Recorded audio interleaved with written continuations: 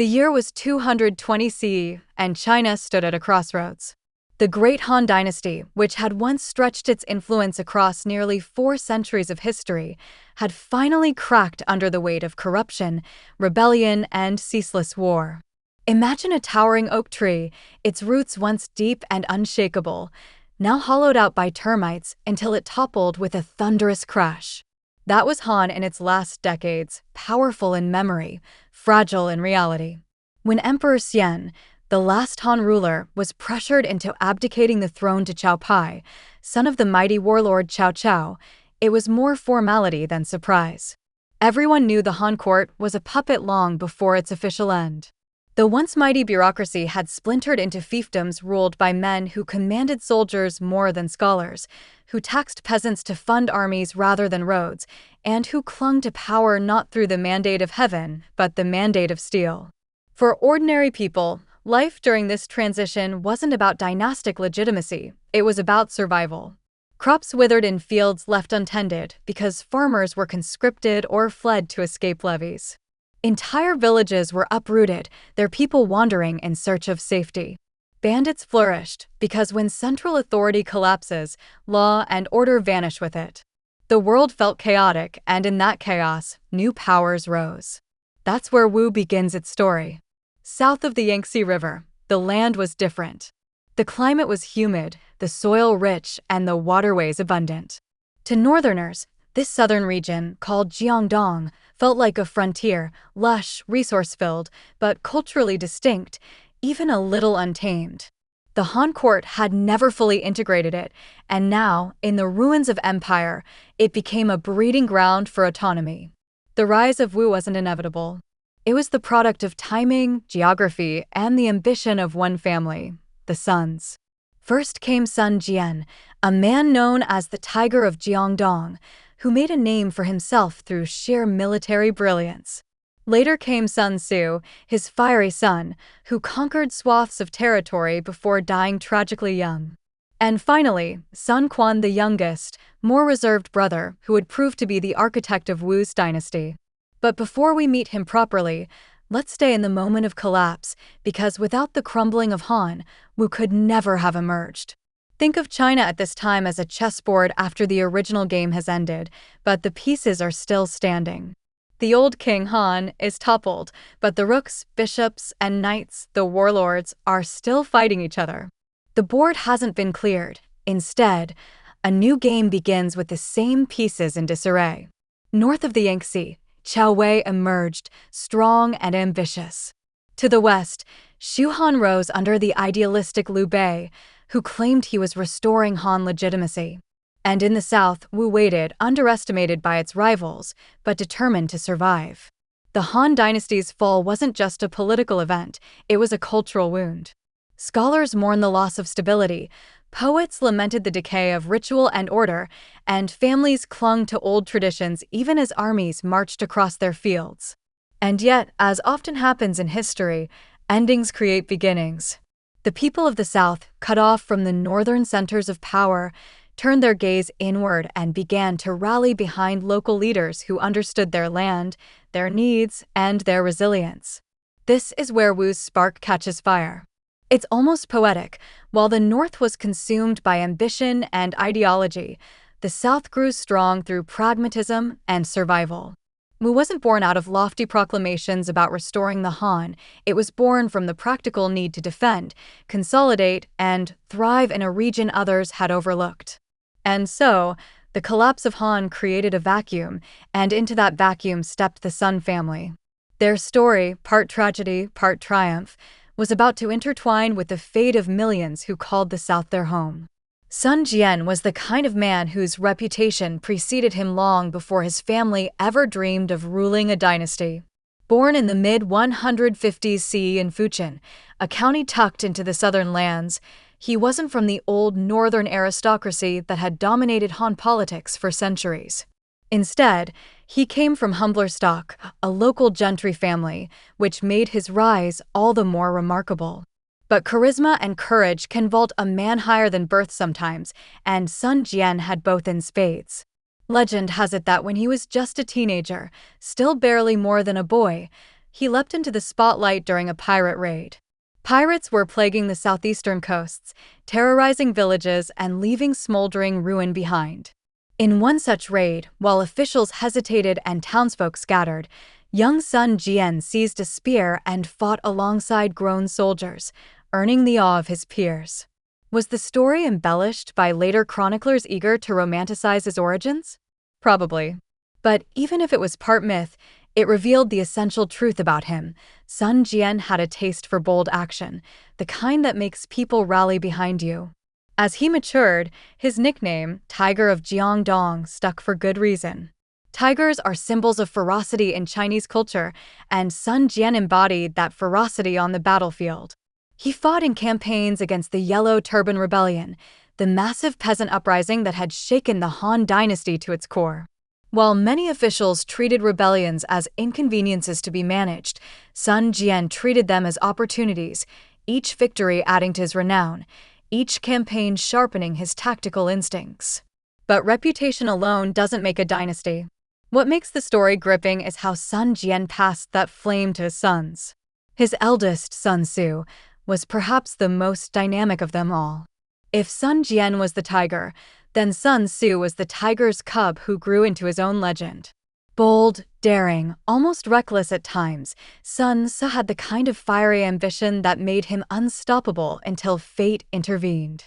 After his father died in battle against Liu Biao's forces, Sun Su inherited not only his troops, but also the loyalty of his father's officers. Instead of mourning quietly, he launched a whirlwind of campaigns across the south, carving out territory with astonishing speed. There's a reason contemporaries nicknamed him the Little Conqueror. He had an aura that made men believe in impossible odds. Picture Alexander the Great in miniature, young, fearless, convinced that fortune favored him. That's Sun Tzu in those years. In a matter of a few campaigns, he secured large swaths of Jiangdong, outmaneuvering older, more established families who thought the Sun clan was just a passing storm. But history has a cruel way of reminding us that brilliance doesn't guarantee longevity. Sun Tzu, at the height of his promise, was struck down at just 25 years old, wounded in an ambush by assassins loyal to an enemy family. His sudden death threw the Sun family's ambitions into uncertainty. Imagine it, a meteoric rise halted in an instant, followers left stunned, territories hanging in the balance. People whispered that maybe the Suns were destined for glory, but not for endurance. And that's when the youngest brother, Sun Quan, stepped in. Unlike his father's ferocity or his brother's recklessness, Sun Quan brought a different temperament to the table. He was calm, cautious, deliberate, a strategist rather than a whirlwind. Some dismissed him at first, assuming he lacked the fire to hold together what his brother had built. But over time, he proved that his slower, steadier hand was exactly what we needed. Before we leap ahead, though, it's important to recognize how unusual this family's trajectory was. In a time when dynasties rose from entrenched noble clans or military opportunists backed by enormous resources, the Suns carved their future with little more than charisma, battlefield skill, and sheer tenacity. They weren't supposed to found a dynasty, but they did. The roots of Wu weren't just in bloodlines.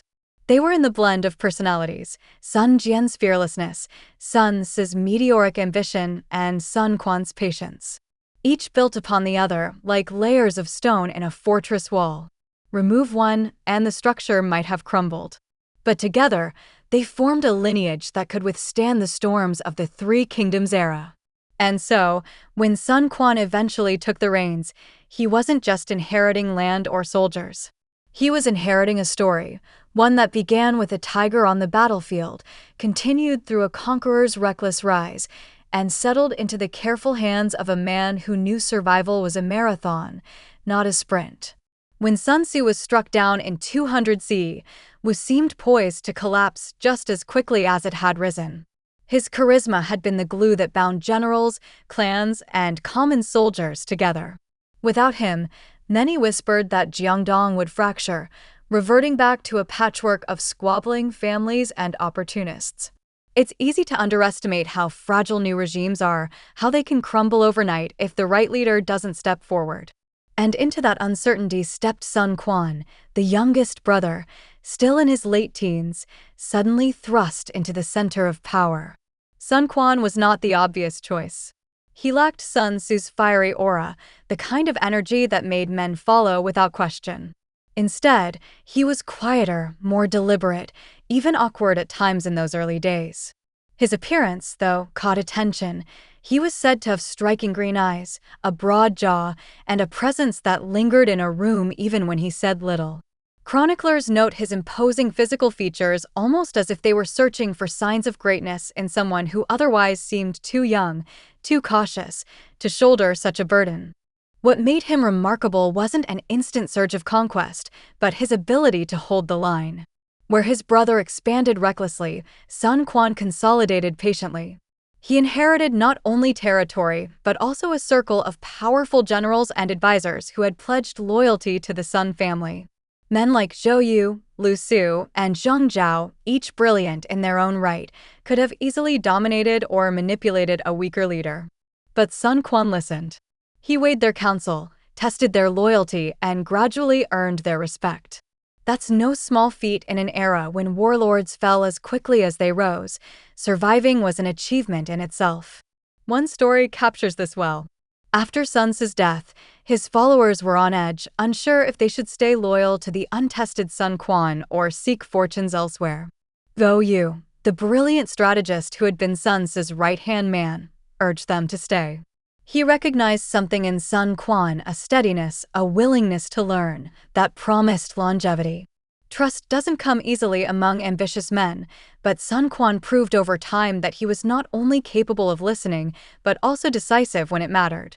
His humility was his strength, though humility in a warlord was often mistaken for weakness. Still, being cautious didn't mean being passive. Sun Quan understood the precariousness of his position. He worked tirelessly to secure the loyalty of Jiangdong's powerful clans, offering them roles in governance while making it clear that the Sun family was firmly at the top. It was a balancing act. Too much force could spark rebellion, but too much compromise could erode his authority. Somehow, he found that middle ground. And then there was the question of legitimacy. Remember, the Han Dynasty had fallen, and every new ruler claimed some tie to the old order. Liu Bei and Shu postured as the righteous heir of Han, while Cao Pai and Wei had forced the last Han emperor to abdicate. Sun Quan's claim was different. He didn't wrap himself in the banner of restoring Han. Instead, he leaned on his family's proven record in Jiangdong, the strength of the river, and the loyalty of his people. In a way, he embodied a more regional identity, Wu as the South's protector, not as Han's successor. This was a clever move. By not overstretching his legitimacy with lofty claims, Sun Quan made Wu's foundation sturdier. He wasn't promising to restore a lost golden age. He was promising to defend and nurture the South, to make it prosperous in its own right. That subtle difference mattered. While others competed for the mandate of heaven in the North, Sun Quan built something practical, something tangible. But leadership is never just about strategy. It's also about character. Sun Quan was known to enjoy the company of scholars, debating philosophy and governance, but he also shared laughs and wine with his generals. He wasn't aloof like some monarchs who distanced themselves with ritual. Instead, he cultivated a style that was approachable yet firm. He could rebuke a minister sharply one day and dine with him the next. That balance of authority and familiarity made him hard to pin down but easy to follow. And so, step by step, Sun Quan transformed from an underestimated youth into the central figure of Wu. He didn't do it by sheer charisma or battlefield glory, but by patience, resilience, and his uncanny ability to listen without losing authority. In hindsight, it feels almost inevitable, but at the time, it was anything but. Wu's survival was a gamble, and Sun Quan was the unlikely card that paid off. By the time he reached full adulthood, Sun Quan had proven he wasn't merely holding his brother's inheritance, he was shaping something new. The South had found its ruler, and with him, Wu's dynasty began to take root. When Sun Quan assumed leadership, Wu wasn't yet a true dynasty. It was a fragile patchwork of land, clans, and soldiers loosely tied together by the legacy of his father and brother. The south, known as Jiangdong, was fertile but fragmented. Its rivers and hills sheltered powerful local families, each guarding its autonomy jealously, each wary of being bent under the will of a central ruler. For Sun Quan to turn Jiangdong into a foundation for empire, he had to do more than inherit territory. He had to weave disparate strands into a single rope strong enough to resist northern invasion. This process wasn't a dramatic charge across battlefields. It was slower, quieter, but no less dangerous. Carving out Jiangdong meant navigating clan politics as much as it meant wielding armies. Families like the Zhengs, Lus, and Guos controlled vast estates and private militias, and they had survived countless dynastic shifts by bending when needed and standing firm when possible. If Sun Quan came at them with sheer force, he risked endless rebellions. But if he bent too far, he'd become their puppet. So he chose a third way, diplomacy balanced with carefully timed shows of military strength. Marriage alliances played a crucial role. The sons were not above using family ties to secure loyalty. Daughters were married into rival clans, sons of local families were brought into court, and bonds of kinship softened the sharp edges of political rivalry. These weren't warm, sentimental unions, they were strategic chess moves. Each marriage tightened the web of obligations that tied Jiangdong's elites to Wu's cause. Still, there were moments when patience ran thin. Not every clan welcomed the idea of central authority. Some resisted openly, testing whether the young Sun Quan had the resolve to strike back. When such challenges arose, Sun Quan didn't hesitate. He sent his generals, men like Zhou Yu and Lu Meng, into the field, not merely to crush opposition, but to make examples of them. Rebellion wasn't tolerated, and the message spread quickly. Loyalty was rewarded, defiance met with ruin. What made this balancing act remarkable was Sun Quan's ability to delegate. Unlike rulers who micromanaged everything, he trusted his commanders to act decisively on his behalf. Zhou Yu, elegant and brilliant, could charm allies as easily as he destroyed enemies. Lu Su, pragmatic and steady, managed delicate negotiations. Lu Meng, once underestimated for his humble background, proved himself a master of strategy. These men weren't just tools of Sun Quan's will, they were extensions of it, amplifying his reach across Jiangdong. It wasn't all blood and politics, though. Carving out Jiangdong also meant fostering prosperity. The south had long been seen as less sophisticated than the north, but its agricultural base was rich. Sun Quan invested in irrigation systems, ensuring that rice paddies flourished. He encouraged migration, inviting refugees from the war-torn north to settle in the relative safety of the south. Each new village, each field brought under cultivation, added strength to Wu's backbone. The Yangtze River wasn't just a military moat, it was an artery of trade, carrying grain, timber, and people. Sun Quan understood that an army marches on its stomach, and stability comes from full bellies. But here's the thing, Wu's growth wasn't purely material. It was also cultural. Jiangdong had its own traditions, distinct from the northern elite culture that traced its roots to Han capitals like Luoyang. Scholars, poets, and thinkers found a home in Sun Quan's court, giving Wu an identity that felt different from Wei or Shu. For Southerners, Wu wasn't just another claimant to power, it was their state, their voice in the age of fragmentation. Still, the consolidation of Jiangdong wasn't complete without bloodshed. Bandit groups had sprung up in the hills, emboldened by Han's collapse. Pirates lingered along the coast, raiding villages and choking trade. Wu's armies had to sweep these threats aside systematically, ensuring that the region's stability wasn't just political theater but real, felt in the daily lives of its people. That kind of work rarely makes for glamorous chronicles, but it was vital. You can't build a dynasty if farmers are afraid to till their fields or merchants fear every journey. By the time Sun Quan had spent a decade in power, Jiangdong was no longer just a loosely held cluster of territories, it was a coherent state. Its clans were bound, its people fed, its borders defended, and its rivers controlled. The south, once seen as a backwater, had been transformed into a fortress of prosperity and resilience. And yet, for all the stability at home, threats loomed just across the waters. To the north, Cao Cao's Wei cast a long shadow, eager to test Wu's resolve. To the west, Liu Bei was carving out his own kingdom of Shu. Wu could not stay isolated forever. Sun Quan had carved out Jiangdong, yes, but now the real test awaited, holding it against the tide of history that surged from every direction.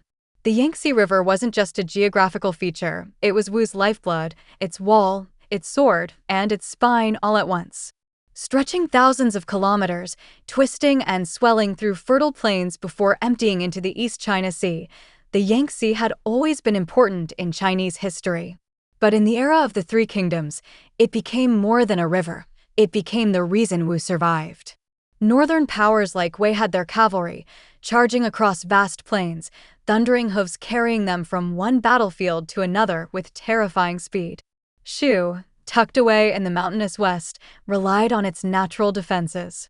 But Wu had the Yangtze, and under Sun Quan's leadership, the river was transformed from a natural barrier into a calculated instrument of power. First, it was a shield. The river's width and currents made it a formidable obstacle for any northern invader. Marching an army to the south was one thing, but getting it across the Yangtze was another. Ferries and makeshift bridges couldn't handle the scale of men and horses needed for conquest, and every attempt to cross risked being smashed by Wu's navy. For Sun Quan, the river bought time to rally troops, time to intercept enemies, time to strike when the odds tilted in his favor. But Sun Quan didn't just sit back and hope geography would save him. He invested in naval strength like no other warlord of the period. Wu's ships weren't crude rafts, they were floating fortresses, designed with layered decks, reinforced hulls, and even towers for archers. Sailors trained relentlessly, learning not just how to row or steer, but how to fight on water as if it were second nature. In a time when most armies still thought of war in terms of land battles, Wu turned the river into its private battlefield. And here's the fascinating part: river warfare was as much about psychology as it was about tactics. For soldiers raised on dry land, the idea of fighting atop churning water was unnerving. Horses panicked on ships, archers lost footing, and infantry stumbled when waves tilted the deck. Wu's men, on the other hand, were conditioned for it. They knew the rhythms of the Yangtze, when its currents sped up or slowed, when fog might roll in, how the winds shifted near bends. It wasn't just ships that made them strong, it was their intimacy with the river itself. The Yangtze was also a sword. It allowed Wu to strike outward, projecting power far beyond what a land-bound state of similar size could manage. Fleets could move faster than marching armies, ferrying troops to trouble spots, raiding enemy supply lines, or even threatening northern cities before slipping back south. It gave Wu a kind of mobility the other kingdoms envied but struggled to match. When Wei generals plotted campaigns against the south, they weren't just calculating troop numbers, they were calculating how to counter a navy that could appear anywhere along the river's edge like a shadow. Economically, the Yangtze fed Wu's prosperity. Its waters irrigated rice paddies, sustaining the backbone of the population. Barges carried grain downstream, ensuring cities like Jianye were never short of supplies. Timber, essential for shipbuilding, was floated along its length from inland forests to coastal shipyards. Trade flourished, linking Wu not just to other parts of China, but also to distant shores across the sea. Fishermen thrived, adding another layer of stability to Wu's food supply. In a time of near-constant war, the ability to feed one's people was as important as any fortress wall. It wasn't without risks, of course. Rivers flood, storms strike, and reliance on water can backfire. But Sun Quan's administration worked tirelessly to control and harness the Yangtze's moods. Dikes were built and maintained, harbors expanded, watchtowers erected along key stretches to monitor enemy activity. The river became, in many ways, a living part of Wu's defense system, always shifting, always powerful, yet always ready to serve those who understood it. One could argue that without the Yangtze, Wu would have been swallowed long before it ever became a dynasty. Geography doesn't guarantee survival, but when paired with vision, it creates advantages that can change history. Sun Quan and his successors understood this better than anyone. Where others saw a river, they saw a fortress moat, a highway, and a weapon rolled into one. And so the Yangtze wasn't just water flowing endlessly to the sea, it was the heartbeat of Wu, steady and enduring, shaping the dynasty's rise and delaying, though never fully preventing, its eventual fall. If the Yangtze was Wu's shield and sword, its economy was the sinew and muscle that gave the dynasty staying power. Armies don't fight on empty stomachs, fleets don't sail without timber and rope, and courts don't function without revenue to pay officials. Sun Quan understood this with a clarity that many warlords lacked. It's one thing to conquer, it's another thing entirely to sustain. And Wu's genius lay in turning its southern geography into a source of wealth and resilience. The South had long been dismissed by northern elites as a cultural backwater, hot, humid, and plagued by disease. But what northerners saw as a weakness, Wu turned into a strength. The subtropical climate made Jiangdong a rice powerhouse. Unlike the wheat of the north, rice could yield multiple harvests per year, and Wu's administrators encouraged irrigation projects to maximize production. Canals and dikes crisscrossed the paddies, ensuring that even when rains faltered, water still flowed to the fields. Farmers who once scraped by now found themselves part of a system that reliably fed both villages and armies. Wu also encouraged migration from the north. War, famine, and political instability drove countless families southward, seeking safety across the Yangtze. Sun Quan welcomed them, settling refugees in underpopulated areas and granting them land. This wasn't just charity, it was strategy. More farmers meant more grain. More grain meant more taxes. And more taxes meant more soldiers could be paid, more ships built, more scholars supported. Each family that found a new home in Jiangdong became another brick in Wu's economic foundation. But agriculture was only part of the story. Jiangdong was rich in resources that the north desperately needed. The forests supplied endless timber for shipbuilding. The coastal regions provided salt, an essential commodity not only for food preservation, but also as a form of wealth itself. Metal ores were mined from the hills, feeding Wu's forges and smithies, which churned out weapons and armor. And the silk industry, always valuable in China, flourished in the south's fertile valleys. With these goods, Wu didn't just sustain itself, it could trade, both internally and across seas. The ports of Wu became vibrant hubs of commerce. Ships carried silk and rice not only along the river but out into the wider world.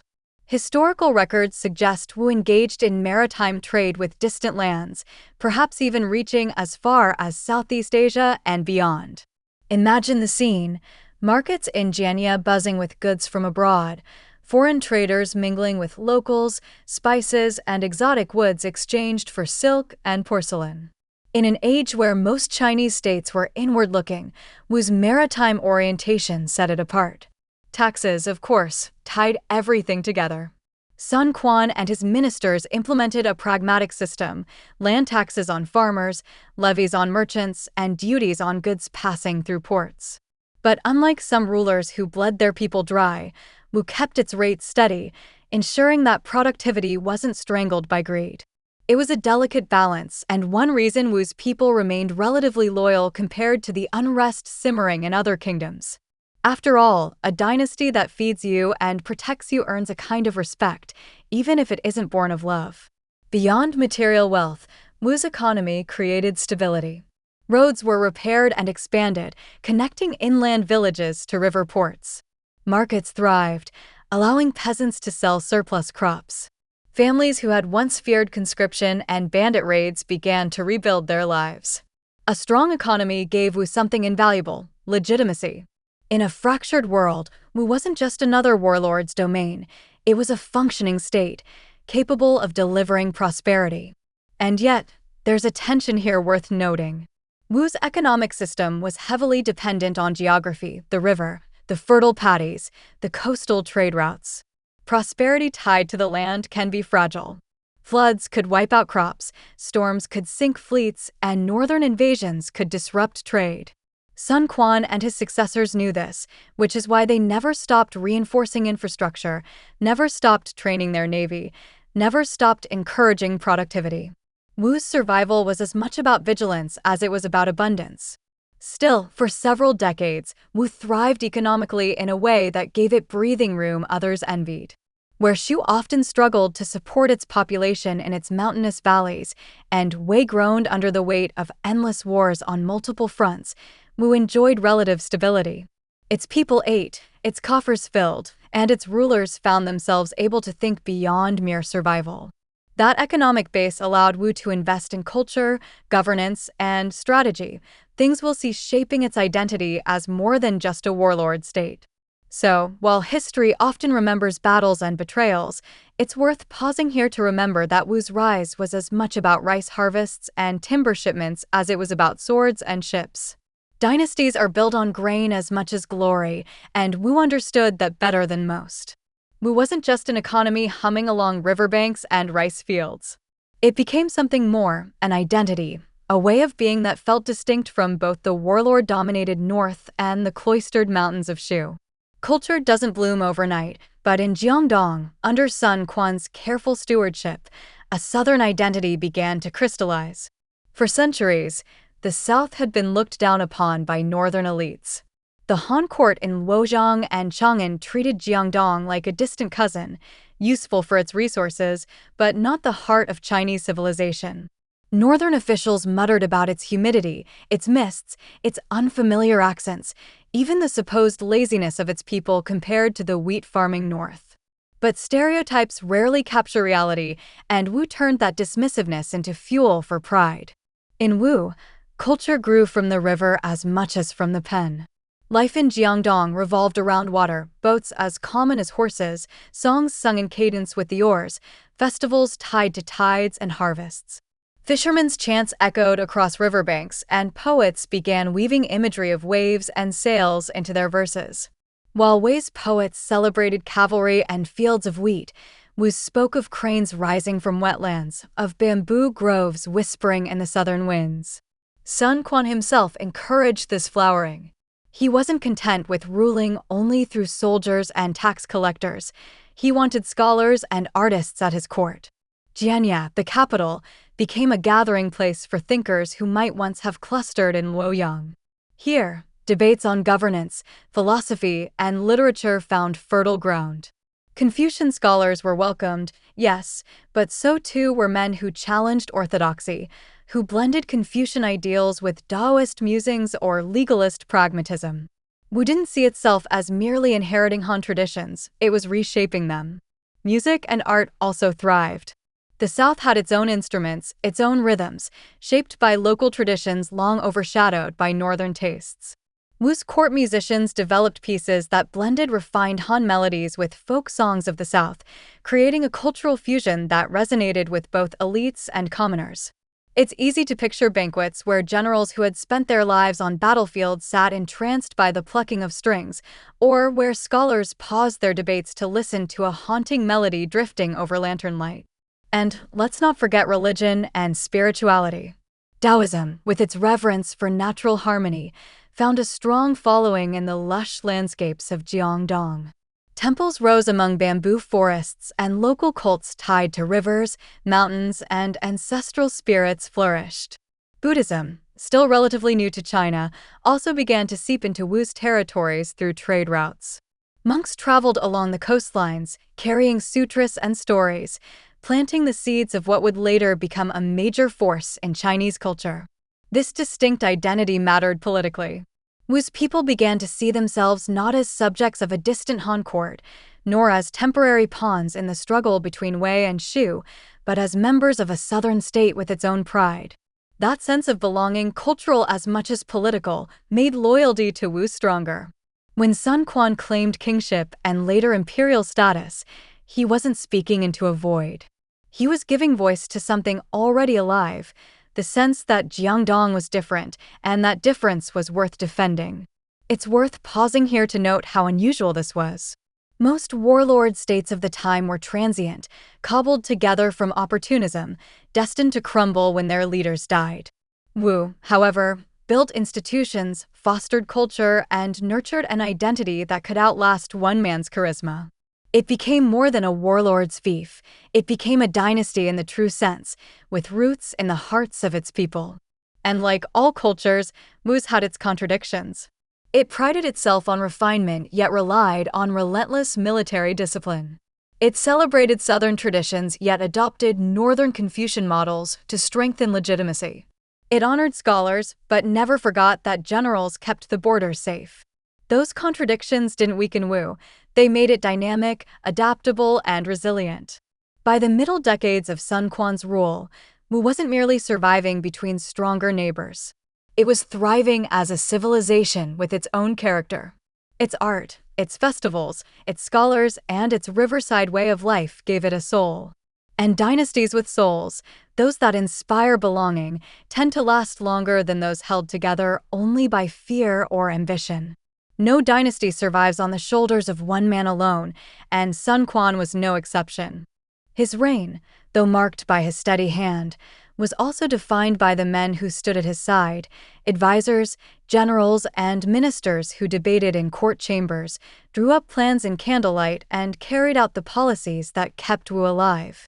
The interplay between Sun Quan and his advisors is one of the most fascinating parts of Wu's story because it reveals a ruler who didn't pretend to know everything, yet also didn't hesitate to assert authority when needed.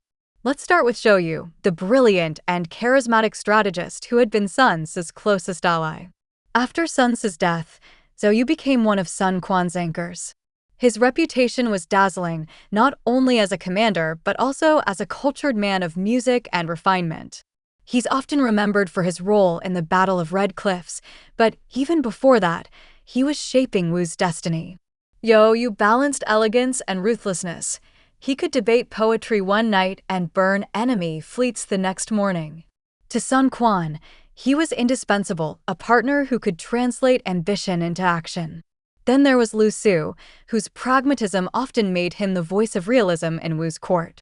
Where Zhou Yu might push bold strategies, Lu Su was cautious, urging Sun Quan to weigh long-term consequences. It was Lu Su who argued for maintaining the alliance with Liu Bei, even when tempers flared between the two states. His logic was simple but hard to ignore. Wu couldn't stand alone against Wei's might. Better an uneasy partnership with Shu than isolation. Without Lu Su's diplomacy, Wu might have been crushed early on, or dragged into wars it couldn't win. And we can't forget Zhang Zhao, the elder statesman whose conservative counsel often clashed with Sun Quan's instincts. Zhang Zhao represented the voice of Confucian orthodoxy, reminding the court of ritual, tradition, and the weight of legitimacy. He was unafraid to scold the ruler when he thought Sun Quan was straying from proper governance. At times, their clashes grew heated, with Zhang Zhao openly opposing Sun Quan's decisions. Yet Sun Quan never silenced him permanently. That tolerance reveals much about Wu's political culture. It wasn't a court where dissent meant death, at least not always. Instead, it was a place where debate could shape decisions, even if the ruler ultimately overruled his ministers. Lu Meng, meanwhile, is a story all his own. Starting from humble origins, he rose through sheer merit and determination, transforming himself from a soldier mocked for his lack of education into one of Wu's greatest generals. Sun Quan admired that transformation. He often held Lu Meng up as an example, proof that Wu valued talent over pedigree. Lu Meng's campaigns, particularly against Guan Yu later in the Three Kingdoms saga, cemented Wu's reputation as a force to be reckoned with. Court politics in Wu wasn't just about advisors giving counsel, it was about Sun Quan's skill in orchestrating them. He played his ministers off each other, balancing bold voices with cautious ones, reformers with traditionalists. Too much reliance on one faction could destabilize the court, but by listening to all and deciding carefully, he maintained control. There's an art to ruling, not simply dictating, but managing egos, ambitions, and rivalries so that they produce stability instead of chaos. Sun Quan had that art. Yet politics is never clean. Factions formed, whisper networks grew, and rivalries simmered under the surface. Some ministers pushed for greater alignment with Shu, others argued for closer ties with Wei, and still others wanted Wu to remain independent at all costs. Each stance reflected not only political calculation, but also personal ambitions. Advising a ruler in such times was a dangerous dance. Offer the wrong counsel at the wrong moment, and you could find yourself disgraced or worse. Despite the tension, Wu's court never collapsed into the lethal purges that sometimes plagued Wei or Shu. Ministers disagreed, yes, but Sun Quan rarely resorted to bloodbaths to silence them. That doesn't mean he was soft. He punished betrayal swiftly, and he kept his circle tight. But he understood that fear alone cannot sustain loyalty. Debate, even sharp debate, made his court stronger, not weaker. In many ways, Wu's political culture reflected its ruler's temperament. Sun Quan was cautious yet decisive, tolerant yet firm. His advisors mirrored those qualities, refined yet fierce, cautious yet bold, each contributing to Wu's survival in a hostile world. Together, they created a court that wasn't just reactive to crises, but capable of planning, adapting, and steering Wu through the storms of the Three Kingdoms era. And while the common people of Wu might never have heard the details of court debates, they felt the effects. Policies shaped by those debates determined tax rates, military campaigns, and the stability of their lives. When court politics worked well, Wu thrived. When it faltered, cracks began to show. But for now, in Sun Quan's early decades, Wu's court was a place of balance, a chorus of voices, each vying to guide the dynasty, each leaving its mark on history. Wu could never exist in a vacuum. No matter how strong its fleets or how rich its patties, the dynasty lived in a time when every neighbor was both a potential ally and a looming threat. The Three Kingdoms era was a chessboard in constant motion, and Sun Quan had to decide, move by move, whom to befriend, whom to fight, and when to switch between the two. Allies were never truly permanent. Rivals were never truly beyond negotiation. That delicate balance, diplomacy edged with steel, defined Wu's survival. The most obvious rival was Wei, the northern behemoth founded by Cao Cao and later formalized under his son, Cao Pai. Wei controlled the heartland, with its vast populations and fertile plains. Its armies were immense, its administration efficient, its ambitions boundless. For Wu, staring north across the Yangtze, Wei was the shadow always hanging over them. No matter how prosperous Jiangdong became, there was always the fear that one day Wei's armies would mass along the riverbanks, ready to descend like a flood. But the West brought its own complications. Shu, under Liu Bei, was more than just another kingdom. Liu Bei claimed to be restoring the Han Dynasty, presenting himself as the legitimate heir to centuries of tradition. That gave Shu a moral high ground in the eyes of many scholars and officials. Wu's leaders couldn't ignore that claim, but neither could they dismiss Shu as a harmless idealist. Shu controlled the mountainous Sichuan Basin, rich in resources and naturally defensible. It was a partner Wu sometimes needed, but also a rival when ambitions clashed. Sun Quan's genius lay in navigating this triangle. He didn't tether Wu to one side permanently. He shifted alliances as circumstances demanded. When Cao Cao threatened to sweep south and crush both Wu and Shu, Sun Quan and Liu Bei joined forces.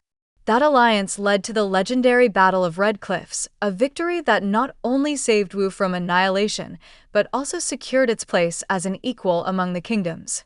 Without that cooperation, Wu might have been nothing more than a footnote, absorbed into Wei's empire before it truly began. But alliances forged in fire often cool in peacetime. Once the common threat of Cao Cao receded, Wu and Shu found themselves at odds. Both wanted control of Jing province, a strategically vital territory bridging the north and south. Agreements were made and broken, promises traded and retracted, until their relationship turned from friendship to rivalry. One moment they were exchanging envoys, the next they were clashing in bloody campaigns. To outsiders, it may have looked fickle, but to Sun Quan, it was survival. He wasn't sentimental about alliances. He treated them as tools useful until they dulled, then set aside. Even with Wei, there were moments of uneasy cooperation. At times, Sun Quan sent tribute or envoys northward, acknowledging Wei's supremacy on paper while quietly maintaining independence in practice. He could bow when it suited him, then bare his claws when the moment came. This ability to bend without breaking, almost like bamboo in a storm, was what kept Wu alive between two larger powers. And it wasn't just foreign rulers that shaped these dynamics. Advisors in Wu's court debated endlessly over whether to side with Shu or Wei at any given time. Some, like Lu Su, favored aligning with Liu Bei for the sake of balance. Others argued that Wu should recognize Wei's dominance and secure peace, even if it meant swallowing pride. Sun Quan listened, shifted, tested, and ultimately charted a course that kept Wu from being devoured. What's striking is that Wu never sought to dominate the entire realm the way Wei did. Its strategy was more modest, but also more realistic: hold the south, defend the river, and exploit rivalries between the others. It wasn't about unifying China under one throne, it was about surviving as one of the three. That pragmatism may not sound glorious, but it was effective. While Wei strained itself chasing legitimacy and Shu exhausted itself proclaiming righteousness, Wu quietly built staying power. And yet, this balancing act couldn't last forever. Rivals don't remain distracted indefinitely. Allies don't remain reliable when ambitions clash.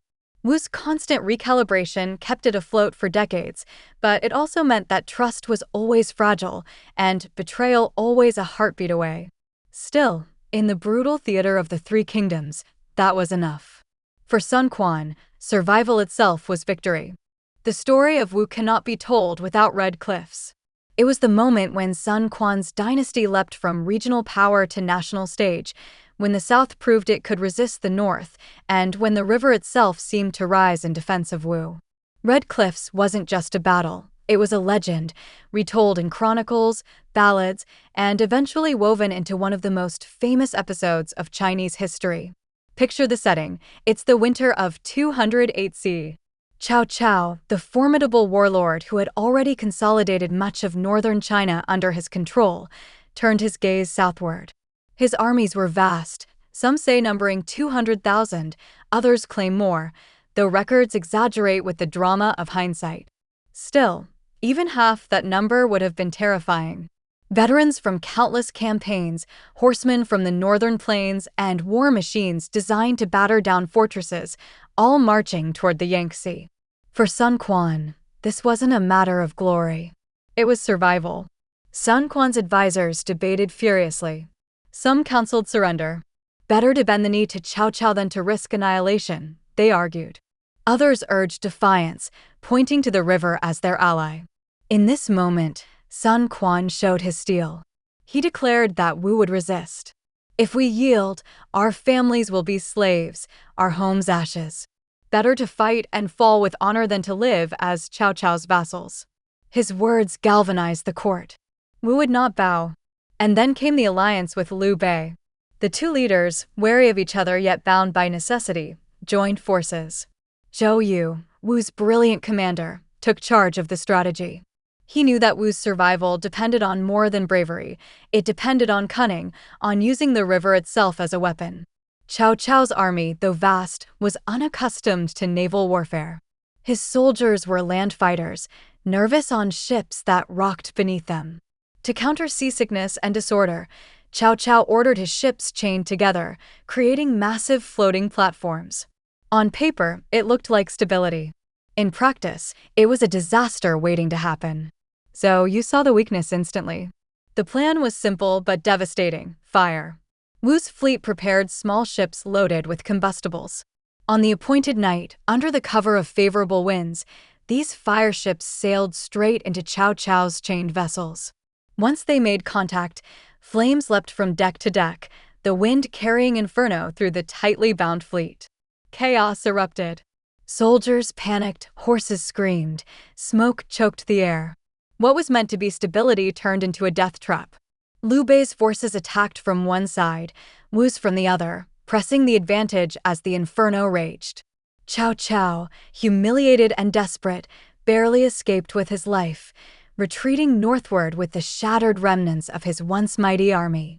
Red Cliffs was not just a defeat for him, it was a humiliation, a reminder that sheer numbers couldn't conquer geography, strategy, and resolve. For Wu, the victory was existential. Without it, the dynasty might have ended before it began. With it, Wu proved that the Yangtze was more than a river, it was an unbreachable line when defended by men who knew its ways. Zhou Yu's brilliance cemented his place in history, Sun Quan's decision to resist gave him legitimacy, and Wu's sailors earned a reputation as the masters of waterborne war. Culturally, the battle became a touchstone. Poets later described the fiery night sky, the blackened riverbanks, the courage of men who fought against impossible odds. Red Cliffs wasn't merely history, it became mythology, a story told and retold to remind people that the South could stand against the North, that cleverness could triumph over brute force. And yet, beneath the glory lay consequences. The alliance with Liu Bei, forged in the fires of Red Cliffs, would not last. The very victory that bound them together also planted seeds of rivalry over territory and spoils. For the moment, though, Wu basked in triumph. Sun Quan, once dismissed as a cautious younger brother, was now recognized as a ruler whose decisions shaped the fate of empires. Red Cliffs was Wu's defining victory, a moment of brilliance that secured its survival for decades. Without it, Wu would have been erased. With it, the dynasty stood tall, ready to claim its place among the three kingdoms. The victory at Red Cliffs gave Wu something it had never had before: undeniable legitimacy. No longer just a regional stronghold clinging to survival, Wu had stood against the greatest power of the age and emerged victorious. That triumph reshaped Sun Quan's image, both in his own court and across China. He was no longer the cautious younger brother who inherited by chance. He was the ruler of a dynasty in its own right. And with that recognition came the next step: kingship. Titles in the Three Kingdoms era mattered more than we might think today. To be called a king, Wang, or an emperor, Huangdi, wasn't just a matter of pride, it was about the mandate of heaven, the invisible thread that bound rulers to legitimacy. For centuries, the Han emperors had claimed that mandate. But now, with Han gone, who would carry it forward? Qiao Pai and Wei had forced Emperor Xian to abdicate, claiming heaven's blessing for himself. Liu Bei and Shu wrapped himself in the banner of Han's restoration, calling himself the true heir. Sun Quan had to choose carefully. At first, he walked a fine line. He accepted a title of vassalage from Wei, calling himself King of Wu under Qiao Pai's authority, a move that shocked some of his ministers. Zhang Zhao and other conservative advisors urged him not to risk offending the powerful Wei court. To them, nominal submission was a safeguard. Sun Quan, however, was playing a deeper game. By accepting the title, he bought time, avoided immediate invasion, and consolidated his rule at home. But he never intended to remain a subordinate. By 229 CE, the mask came off. With Wei and Shu distracted, Sun Quan declared himself Emperor of Wu. The move was bold, even defiant. It said to the world that Wu wasn't a vassal, wasn't a junior partner, but a full-fledged equal in the tripartite struggle. The capital Jianye glittered with ceremony as banners were raised, sacrifices offered, and officials proclaimed their loyalty to the new Son of Heaven.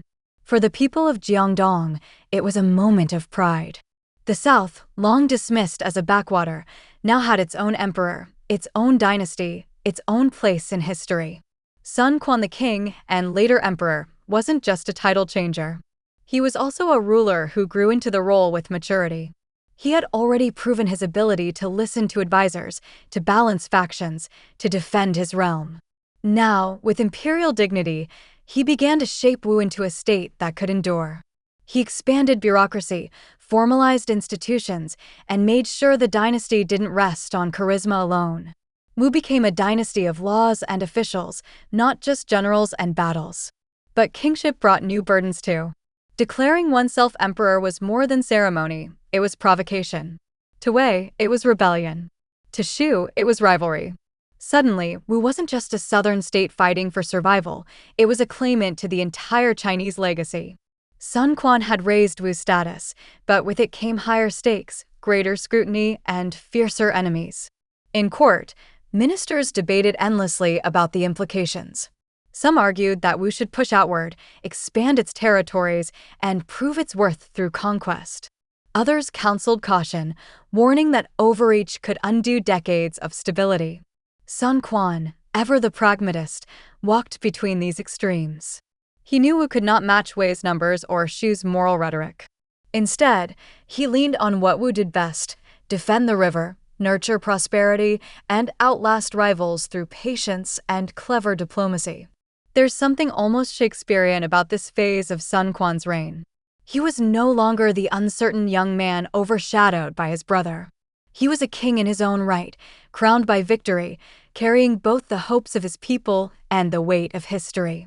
His green eyes, so often remarked upon by chroniclers, must have gleamed in those years not with youthful hesitation, but with the resolve of a man who knew he had carved out a dynasty against impossible odds. Wu had its king. Wu had its emperor.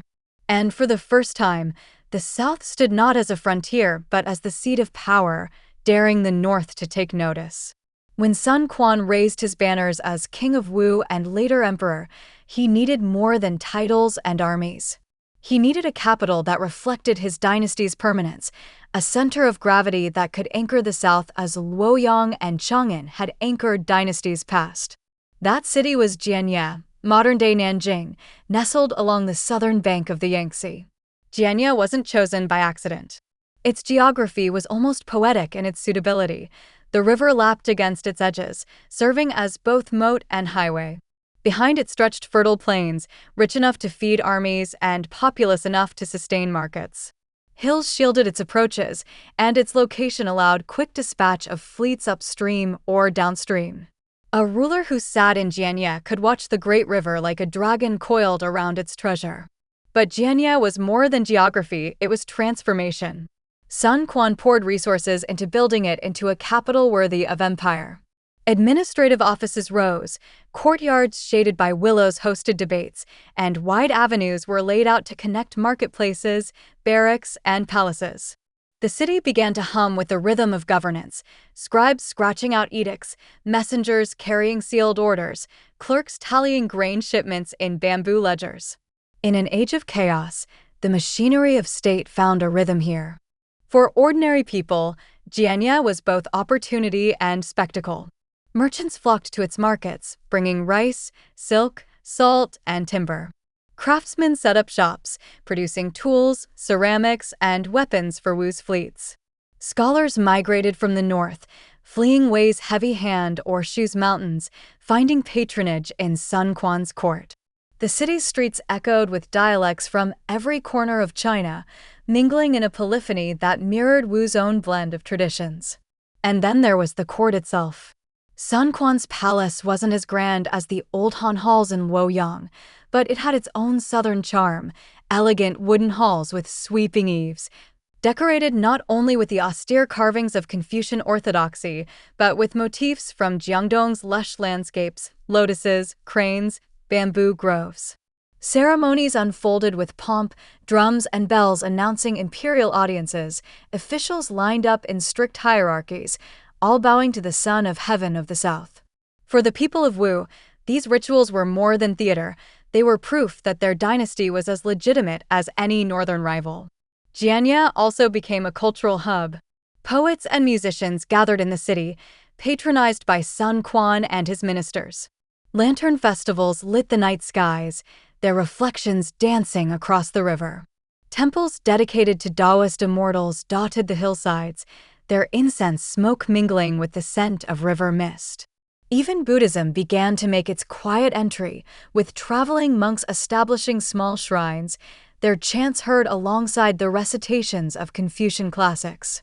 Life in Jianye wasn't just about politics, it was about identity. Here, Wu's culture took root and blossomed. Militarily, the city was a fortress. Massive granaries stocked with rice ensured that armies could march at a moment's notice. Shipyards clanged with hammers as craftsmen built and repaired vessels for the navy. Watchtowers lined the riverbanks, signaling with smoke and fire if enemy sails appeared on the horizon. The capital was not just a seat of power, it was a launch pad, a shield, and a rallying point for all of Wu. And yet, like any great capital, Jianye had its contradictions. It was a place of splendor, but also of inequality. The wealthy elites who clustered around Sun Quan's court lived in tiled-roof mansions, their gardens blooming with plum blossoms, while common laborers crowded into wooden homes near the markets. Refugees from the north, while welcomed, often struggled to find footing, eking out lives on the city's fringes. But this was the reality of empire prosperity concentrated at the center, supported by the toil of many at the margins. Still, for all its disparities, Jianye gave Wu something vital: permanence. Dynasties need a beating heart, a place where power gathers and radiates outward. Jianya was that heart. It wasn't just a city, it was the embodiment of Wu's ambition, resilience, and identity. From its docks, fleets sailed to battle. From its halls, decrees spread across the south. From its temples and markets, culture and commerce flourished. When people thought of Wu, they thought of Jianya, the city on the river, the capital of the south, the place where Sun Quan sat enthroned, gazing northward toward rivals and daring them to try to cross. For all the stability Sun Quan built, one question haunted his later reign: who would inherit it all? Succession was the silent storm cloud over every dynasty, and Wu was no different. Sun Quan reigned for decades, long enough to see children grow into men, long enough to outlive some of his most trusted advisors, long enough for factions to form and calcify around potential heirs. And the longer he lived, the sharper the question became: when the old tiger finally fell, which cub would lead the pride? Sun Quan's family was large. He had many sons, and that, rather than being a blessing, became a source of instability. Too many princes meant too many ambitions, too many courtiers whispering in too many ears. The first to rise as heir apparent was Sun Deng, a capable and well-educated young man. Sun Deng seemed to embody everything Wu could hope for in a successor. He was intelligent, diligent, and respected by ministers. For years, he was groomed for the throne, and many assumed the question of succession was settled. But fate can be cruel. Sun Deng died young, and with his death, the fragile balance at court collapsed. With Deng gone, rival factions began to coalesce around Sun Quan's other sons. Some pushed for Sun He, who had the advantage of being next in line by age and birthright. Others rallied behind Sun Ba, who was younger but charismatic, known for his wit and charm. Their rivalry grew poisonous, not just between the brothers themselves, but among their supporters. Ministers, generals, and even palace attendants chose sides, and the court became a battlefield of intrigue rather than swords. Sun Quan, in his later years, struggled to manage the conflict. At times he favored one son, then shifted to the other, trying to keep balance, but often making matters worse. He was aging, his once steady hand beginning to tremble with indecision. The great ruler who had outmaneuvered Cao Cao at Red Cliffs and balanced alliances with Wei and Shu found himself ensnared by his own household. It is one of history's bitter ironies. The man who built Wu's foundation could not secure its future. The succession struggle wasn't just family drama, it had real consequences for the state. Ministers who might have spent their energy strengthening Wu instead spent their days maneuvering for influence, undermining rivals, and aligning themselves with whichever prince seemed ascendant at the moment. Policies slowed, military readiness faltered, and unity frayed. Enemies across the river surely smiled at the news of Wu's infighting, knowing that cracks at the center eventually reached the edges. There's a tragic quality here. Sun Quan had ruled for so long, perhaps too long. His longevity meant he witnessed not only the growth of his dynasty, but also the decay of its certainty. Had he died earlier, with Sun Deng still alive, succession might have been smooth. But living into old age, he saw his family split into factions that would outlast him and poison Wu's stability after his death. And the people noticed. Rumors of princely rivalries spread beyond the palace. In marketplaces, whispers traveled: which son would succeed? Would Wu descend into chaos?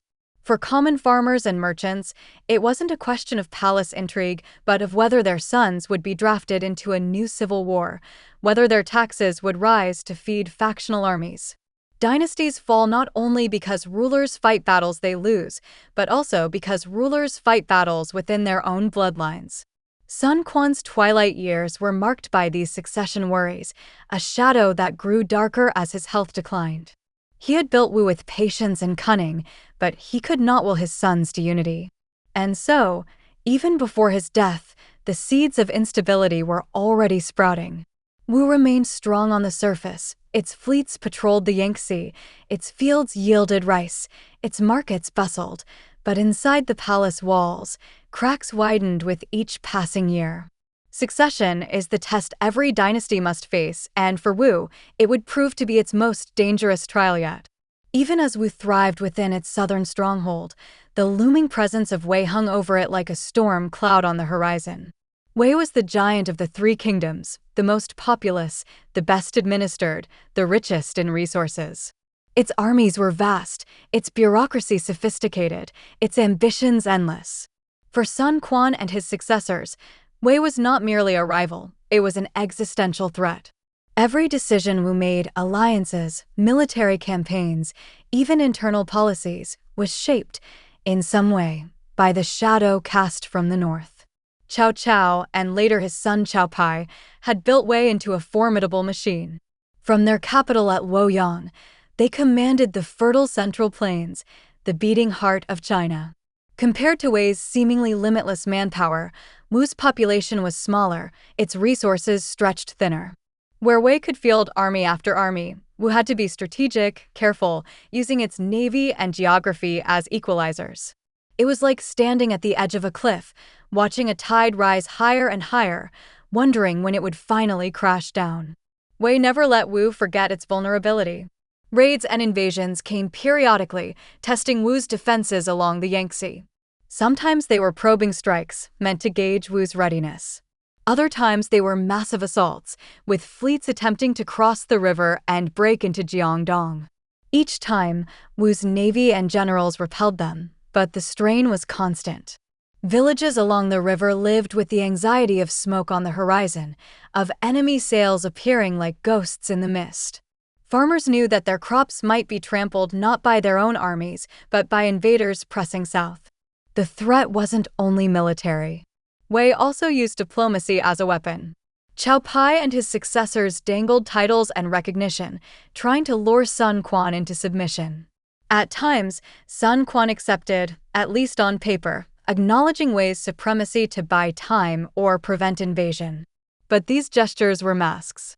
Beneath them, Wu remained fiercely independent. Still, the dance with Wei was a dangerous one. Accept too much, and Wu risked losing legitimacy. Resist too openly, and Wei might unleash its full might. Sun Quan's skill lay in walking this tightrope, but even he couldn't erase the danger. And Wei had another advantage: time. With its larger population and deeper resources, it could afford prolonged struggles. Wu, by contrast, had to avoid wars of attrition. Every prolonged campaign risked draining its strength. That's why Sun Quan and his generals often favored quick, decisive strikes, ambushes, raids, naval maneuvers that maximized Wu's strengths while minimizing exposure to Wei's numbers. Survival depended not on matching Wei blow for blow, but on making every blow count more. Yet there was also a strange comfort in Wei's looming presence. It gave Wu a sense of purpose, a unifying threat that kept its people loyal. The peasants along the river knew that without Wu's fleets, they would be swallowed by the northern juggernaut. The merchants in Jianyan knew their prosperity depended on Wu holding the line. Even the fractious court ministers understood that, whatever their rivalries, Wei's shadow meant Wu had to remain united, at least outwardly. Still, the shadow grew heavier with time. When Wei transformed into the Jin Dynasty later in the century, reorganizing itself under new leadership, the threat only deepened. Wu's leaders knew that Jin's ambitions were nothing short of reunification, and that meant Wu's days were numbered if cracks within weren't repaired.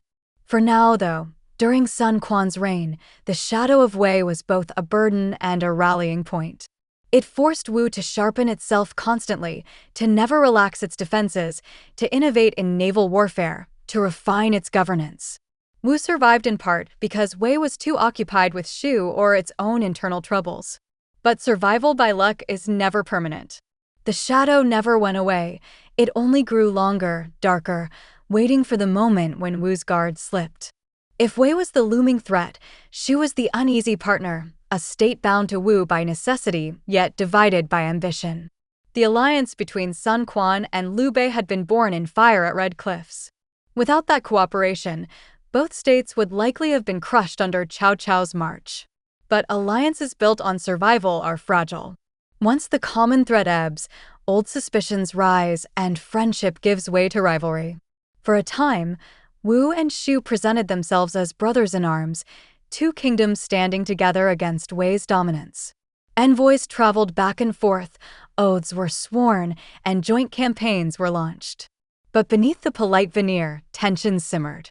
The root of the discord lay in Jing Province, that stretch of land along the middle Yangtze which acted as a gateway between north and south. To Shu, Jing was essential. Without it, they remained hemmed in by mountains. To Wu, Jing was equally vital. It was the shield that protected their heartlands from Wei. Both sides wanted it, both claimed it, and neither was willing to yield. At first, Jing was entrusted to Liu Bei after Red Cliffs, a gesture from Sun Quan to cement their partnership. But trust between warlords is like a rope in the rain, strong at first, then slowly fraying. Liu Bei held on to Jing, refusing to return it despite Wu's requests. The tension grew so sharp that even ministers at Wu's court questioned whether the alliance was worth maintaining. Some argued that Sun Quan had been too generous, that Wu had traded security for temporary convenience. Others reminded him that without Shu's forces, Wu could not withstand Wei alone. The rivalry finally exploded in open conflict years later, when Lu Meng, one of Wu's most brilliant generals, seized Jing in a masterstroke of strategy. His campaign wasn't just military, it was psychological. Lu Meng disguised preparations as routine maneuvers, lulled Shu's defenders into complacency, and struck when least expected. Guan Yu, Shu's great general, found himself outmaneuvered, his forces scattered, and ultimately lost both Jing and his life. For Wu, it was a triumph. For Shu, it was a betrayal. The death of Guan Yu poisoned relations beyond repair. To Liu Bei, this wasn't just the loss of territory, it was the murder of a sworn brother, a blood feud that could not be forgiven. In his grief and fury, Liu Bei launched a campaign against Wu, vowing vengeance. But at the Battle of Yiling, Wu's generals turned back Shu's forces in a blaze of fire and strategy. Liu Bei's defeat was crushing, and with his death soon after, Shu's momentum faltered. And yet, even after all this bloodshed, Wu and Shu drifted back into a strained partnership. The shadow of Wei remained too heavy for either to ignore. Wu needed Shu to keep Wei distracted in the west. Shu needed Wu's fleets to hold the Yangtze. So envoys were exchanged again, new treaties drafted, old grievances papered over. But the trust was gone. Where once the alliance had been born of shared triumph, now it was patched together out of mutual fear. The people of Wu and Shu felt this ambivalence.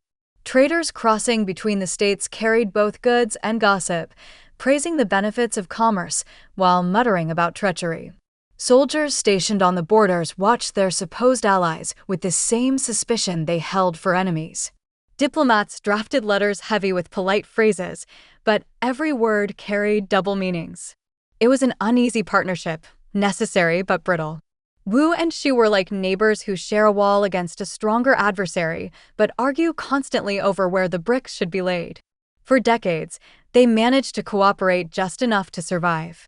But that cooperation was always transactional, always strained, always overshadowed by Jing Province's contested memory.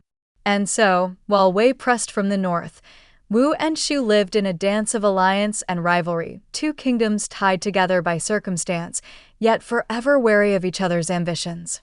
For all Wu's strength on the river and in its fertile heartlands, the dynasty's ambitions were never confined to simply holding Jiangdong. Sun Quan and his successors often dreamed of expansion, stretching Wu's reach beyond its core territory, pressing outward into new lands, and carving out more security through conquest.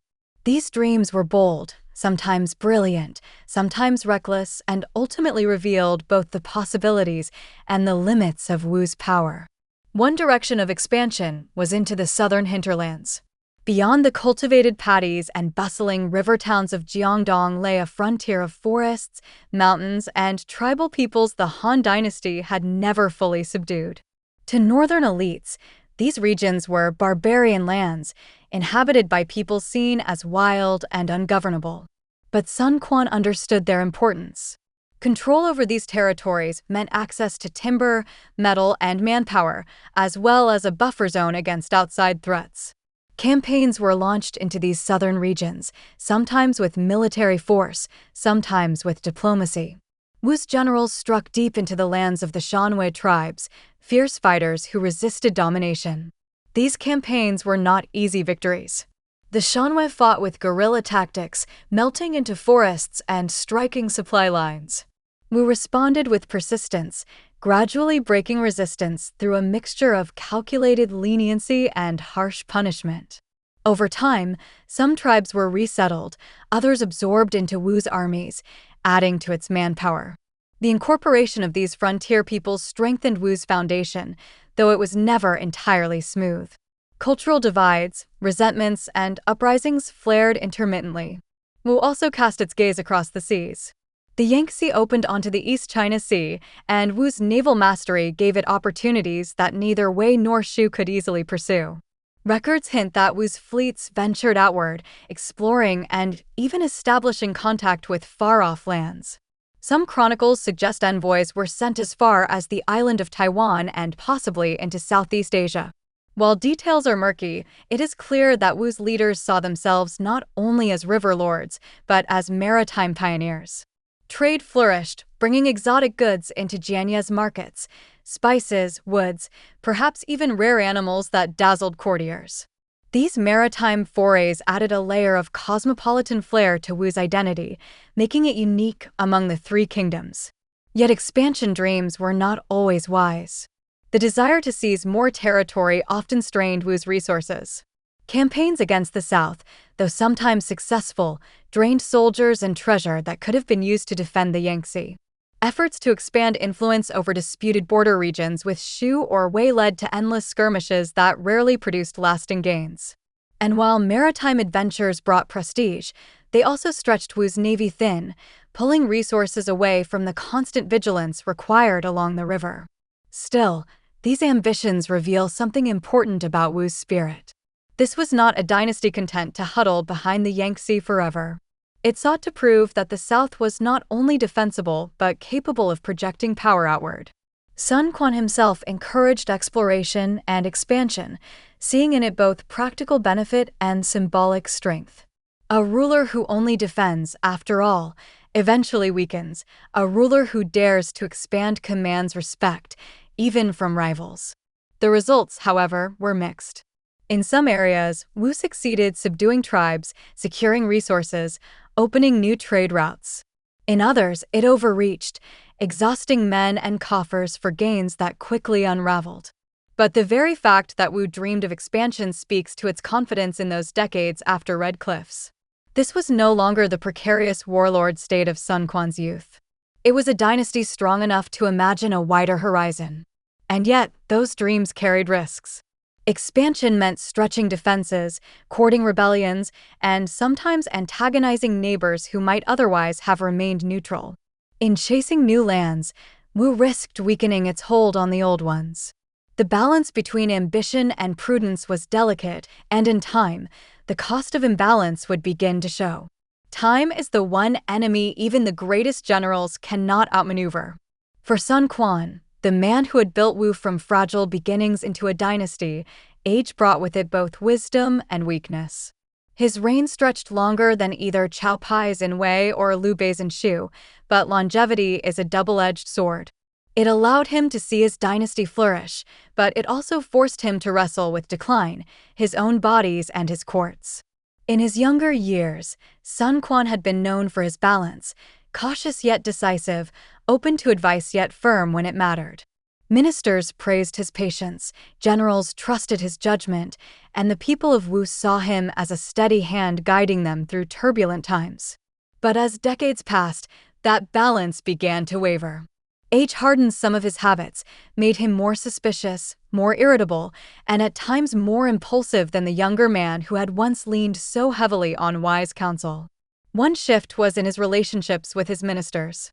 Men like Zhou Yu and Lu Si were long gone, their wisdom and loyalty buried with them.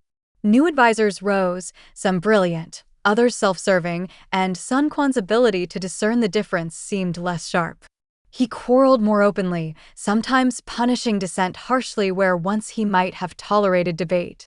Zhang Zhao, the elder statesman who had dared to scold him in earlier years, was no longer there to temper him. The court, once a place of lively discussion, became more fractured, more fearful. Another shift was personal. Sun Quan's later years were marked by illness and fatigue. The green-eyed ruler whose presence once filled a hall now struggled with frailty. His declining health made succession all the more urgent, but it also made him less consistent in addressing it. One day he might favor one son, the next another, confusing the court and deepening rivalries. His inability, or perhaps unwillingness, to settle the question firmly left Wu vulnerable to factionalism. Yet it would be wrong to paint his later reign as nothing but decline.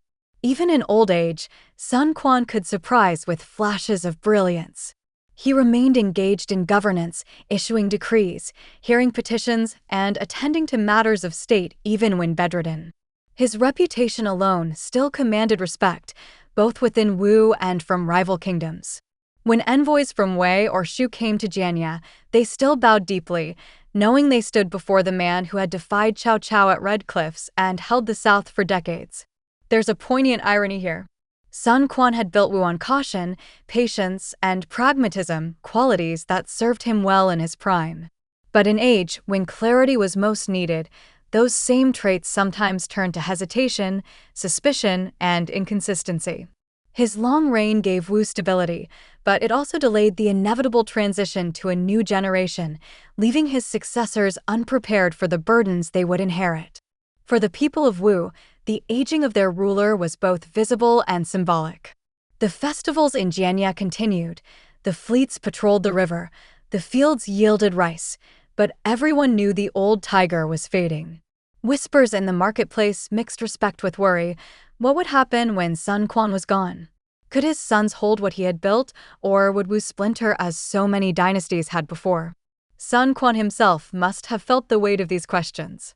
He had outlasted rivals, outmaneuvered enemies, and created a dynasty where none had existed before. But no amount of strategy could halt the march of years. The aging ruler sat in his palace, green eyes dimming, aware that the empire he had forged stood at a crossroads. The future of Wu would soon be in hands other than his own, and whether those hands were steady or reckless was a question that gnawed at him in his final years. As Sun Quan's reign stretched into its later decades, Wu's palace became less a chamber of harmony and more an arena of rivalries.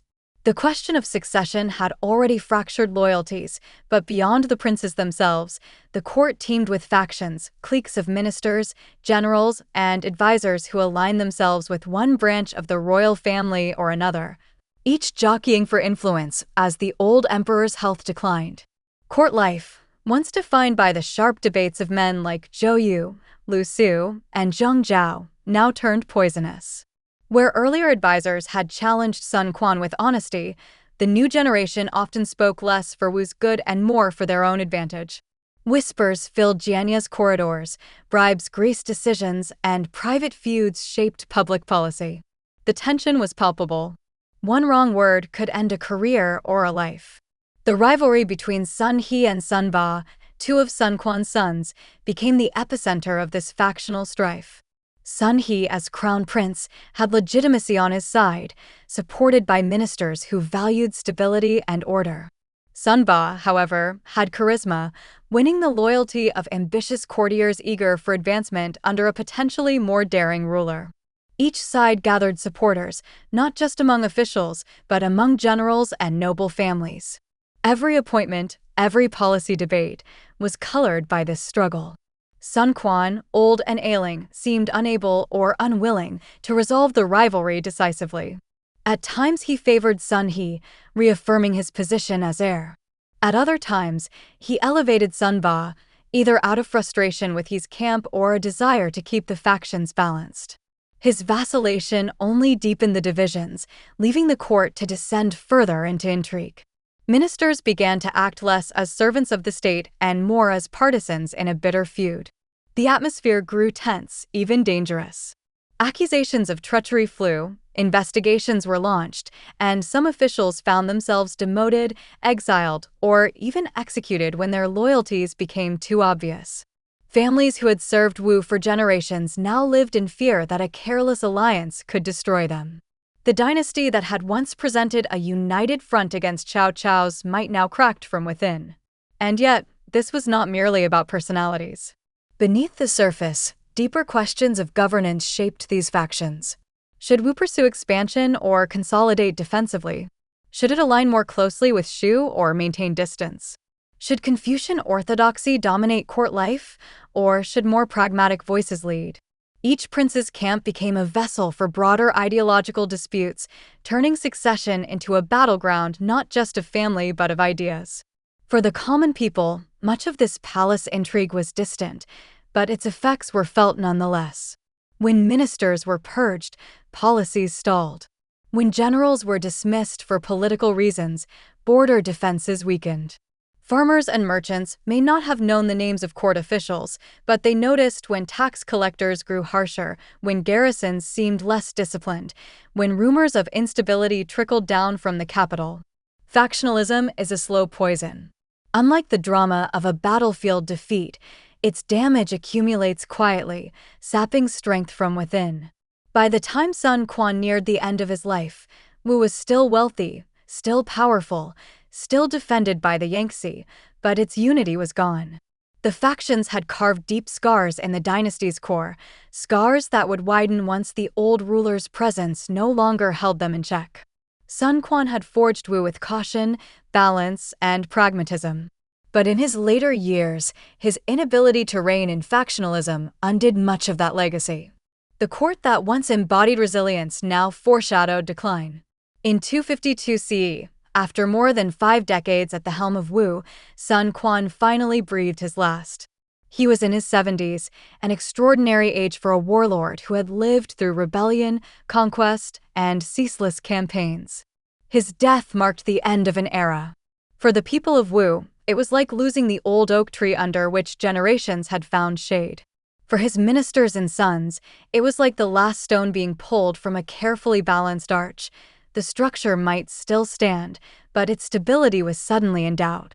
The news spread quickly through Jianya. Courtiers whispered in the palace halls, merchants in the markets paused mid-transaction, farmers in the paddies heard the bell tolls echoing down the river. For many common folk, Sun Quan was the only ruler they had ever known. His presence had been a constant, stretching across decades of their lives. Even if they grumbled about taxes or recruitment, there was comfort in his steadiness. Now, that comfort was gone. Inside the palace, grief mingled with fear. Sun Quan had tried to secure succession by naming Sun Liang, one of his younger sons, as crown prince in his final years. But Liang was just a child, too young to rule in his own right. That meant real power would pass to regents and ministers, men who had already been entangled in factional rivalries for years. The vacuum Sun Quan left wasn't just about leadership, it was about control. Who would guide the young emperor? Who would dominate the court? The transition was not smooth. Ministers who had supported rival princes bristled at Liang's elevation. Some were exiled, others demoted, still others kept their heads down, waiting for a chance to reassert influence. The regency itself became a battlefield, with powerful officials maneuvering to shape Wu's policies and future. What Sun Quan had failed to resolve in life, the succession disputes, spilled into chaos after his death. Outside the court, rivals took notice. In Wei and Shu, news of Sun Quan's death was watched closely. To them, the death of Wu's founder was not merely a change of ruler, it was an opportunity. They knew that internal strife often followed the death of a long-reigning monarch. Armies sharpened their swords, spies listened for signs of weakness, and envoys considered whether alliances might be renegotiated in the new order. The shadow of invasion grew heavier. Yet Wu did not collapse immediately. The machinery Sun Quan had built, the navy, the bureaucracy, the fertile economy of Jiangdong, still functioned. Ships still patrolled the river. Taxes still filled the granaries. Fields still yielded their rice. Outwardly, Wu appeared stable. But anyone who looked closer could see the cracks widening. A child emperor, rival regents, and resentful factions made for a dangerous mix. Wu had lost its founder, the man who had balanced all those forces, and no one seemed able to replicate his steady hand. The death of Sun Quan was more than the passing of a ruler, it was the beginning of Wu's slow decline. His long life had been both a blessing and a curse. He had given Wu decades of stability, but in outlasting his strongest advisors and failing to resolve the succession clearly, he left behind a kingdom that looked strong on the surface, but was fragile within. For the people of Jiangdong, the future was uncertain. They had grown used to the tiger of Wu watching over them, his green eyes steady even as storms raged. Now, the tiger was gone, and though his cub sat on the throne, many wondered whether the dynasty could truly survive without the man who had created it. With Sun Quan gone, the dynasty he had built now faced its most dangerous trial: succession. The question of who would lead Wu was no longer hypothetical, no longer a matter for whispered court debates. It was reality, and reality was messy. The emperor's chosen heir, Sun Liang, was far too young to rule, and the regents who were meant to guide him were more concerned with their own power than with the stability of the realm. At first, the arrangement seemed workable. Zhuge Ke, a talented but arrogant minister, stepped forward as one of the boy emperor's guardians. Zhuge Ke had pedigree. He was the son of Zhuge Jin, brother to Shu's famed strategist Zhuge Liang, and he had a reputation for boldness and intelligence. In another context, he might have been an asset. But his overconfidence and disdain for rivals made him dangerous. He dismissed criticism, acted unilaterally, and began to rule more like an emperor than a regent. Meanwhile, other factions simmered. Supporters of Sun He, the former crown prince, still resented his removal. Loyalists to Sun Ba, though he had already been forced to his death during Sun Quan's reign, whispered darkly about revenge. Every corner of the court was colored by old grudges and new ambitions. Ministers weighed their words carefully, knowing that a misplaced show of loyalty could lead to exile or execution. The court, instead of being the center of governance, became a snake pit. The young emperor himself, Sun Liang, was little more than a pawn. Too young to assert authority, he was paraded in ceremonies, sat on the throne at audiences, and signed decrees he barely understood. Behind him, the real power shifted constantly between regents, generals, and courtiers. For Wu's people, it was a troubling sight. The Son of Heaven was a child, and grown men played tug-of-war with his empire. The instability invited mistakes. Zhuge Ke, eager to prove himself, launched ambitious military campaigns against Wei. On paper, they were bold strokes meant to show Wu's strength after Sun Quan's death. In practice, they overextended Wu's forces, drained resources, and ended in humiliating failures. Soldiers muttered about being thrown into unwinnable battles, while peasants groaned under the burden of taxes and levies needed to fund them. Instead of demonstrating strength, Wu appeared reckless. As defeats mounted, so did resentment toward Zhuge Ke. His arrogance made him enemies even among allies. Eventually, his overreach caught up with him. Rivals in court moved against him, and he was assassinated in a coup. His death did not solve Wu's problems, though, it only deepened them. Each purge of a powerful figure created a new vacuum, which only led to more scrambling, more infighting, more instability. Meanwhile, the young Emperor Sun Liang grew into his role, but not gracefully. Isolated in the palace, manipulated by factions, he became suspicious and erratic. His reign never achieved stability, and eventually he was deposed, replaced by yet another of Sun Quan's sons, Sun Xiu. Wu lurched from one ruler to another, each backed by different factions, none able to command the kind of universal loyalty Sun Quan once had. What had been a dynasty united under its founder became a revolving door of intrigue and betrayal. Each succession struggle left scars, generals dismissed, ministers executed, policies abandoned.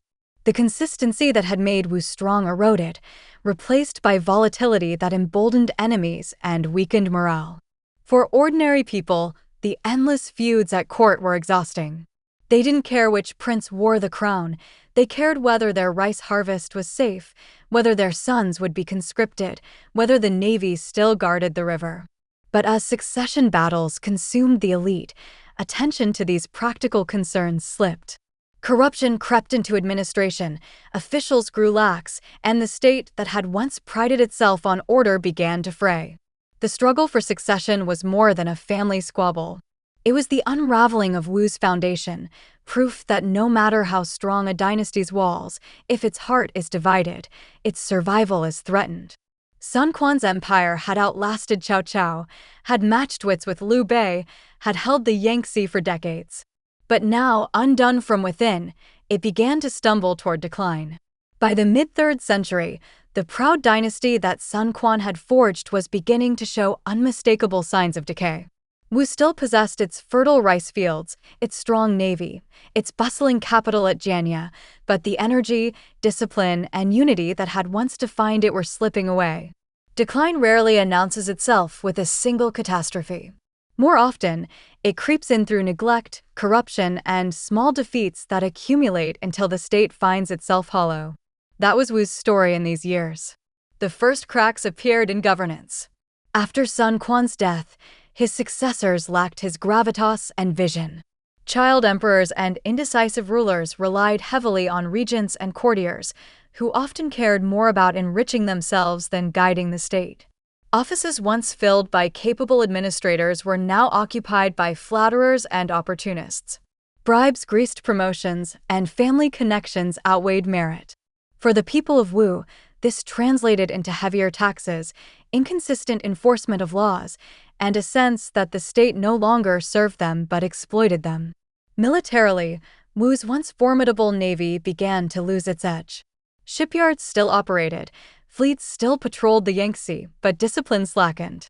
Generals were replaced not for incompetence, but because they backed the wrong faction at court. Soldiers grumbled as pay was delayed, supplies were mismanaged, and campaigns were launched without clear purpose. The great victories of the past, like Red Cliffs or Yiling, faded into memory, while recent years brought stalemates or humiliations. Wei's armies probed the river more confidently now, sensing that Wu's defenses, though still dangerous, were no longer impenetrable. Economically, the strain of endless factional disputes and military overreach weighed heavily. Farmers, the backbone of Wu's prosperity, bore the brunt. Drafts for labor and soldiers disrupted planting cycles. Corrupt officials siphoned grain for their own coffers or sold it on the black market. Trade along the Yangtze slowed as merchants grew wary of bandits and poorly maintained roads. The river still offered abundance, but Wu's mismanagement turned potential wealth into wasted opportunity. Even culturally, the optimism of earlier decades dulled. Jianya was still a lively city, but its festivals were muted by anxiety. Scholars who once flocked to Wu for patronage now found less support, as the court's coffers were diverted to factional battles or desperate military expenditures.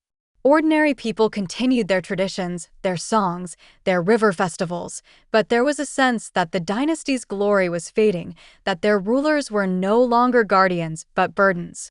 Decline also revealed itself in how Wu dealt with its rivals. Where Sun Quan had once balanced alliances with finesse, his successors stumbled. Wu's relations with Shu remained uneasy, punctuated by temporary cooperation but never true trust. With Wei, and later Jin, diplomacy faltered. Envoys from Wu were treated with less respect, negotiations carried less weight. Rivals sensed weakness, and weakness in politics is an invitation to pressure. Yet, Wu did not collapse immediately. Dynasties rarely do. For decades, Wu continued to function, sustained by its geography and the loyalty of its people. The Yangtze was still a barrier, the rice fields still yielded harvests, and the memory of Sun Quan's achievements still inspired. But the strength was outward, not inward. The walls stood tall, but inside, the structure was rotting. For the peasants tilling fields, decline meant more taxes and fewer protections. For soldiers on the frontiers, it meant poor rations and unclear commands. For merchants, it meant unstable markets and corrupt officials. For generals and ministers, it meant constant suspicion, knowing that today's ally could be tomorrow's accuser. The dynasty survived, but its vitality was draining away year by year, and in history, decline rarely goes unnoticed by neighbors. To the north, Wei had already transformed into Jin, a new dynasty with fresh energy and a vision of unifying the realm. To them, Wu was no longer a dangerous equal, but a wounded animal waiting for the final strike. While Wu wrestled with factionalism, weak rulers, and fading discipline, something transformative was happening in the north. Wei, the great rival that had loomed over Wu for decades, was itself changing. The Chao family, heirs of Cao Cao's formidable legacy, began to lose their grip.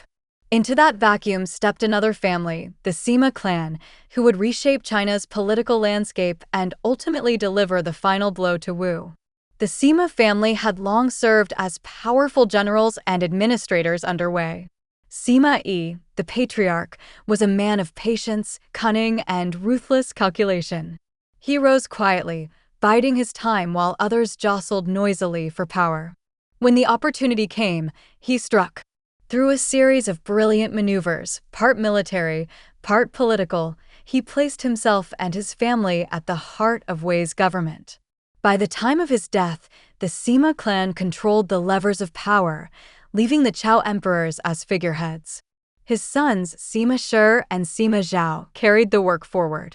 They continued consolidating power, purging rivals, and turning Wei into their personal stage. To the outside world, it still bore the name Wei, but in truth, the empire was already under Sima control. The final step came when Sima Yan, grandson of Sima Yi, formally ended the charade. In 265 CE, he forced the Chao family to surrender the throne, proclaiming a new dynasty, Jin. For Wu, this was a moment of dread. Wei had been a mighty rival, but at least it had been weakened by its internal struggles. Now, under Jin, the north was unified, disciplined, and infused with fresh legitimacy. The Sima family had learned well from Cao Cao.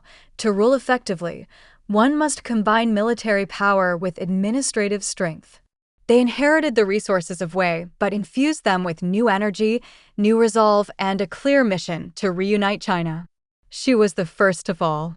In 263 CE, Jin launched a decisive campaign against the Western Kingdom. Shu, already weakened by poor leadership after the death of Zhuge Liang, could not withstand the onslaught. Its defenses crumbled, its emperor surrendered, and its territory was absorbed into Jin. The tripartite balance that had defined the era was broken. Now, only two remained, Jin in the north and Wu in the south. The fall of Shu sent shockwaves through Wu. For decades, Wu had relied on Shu's existence as a buffer.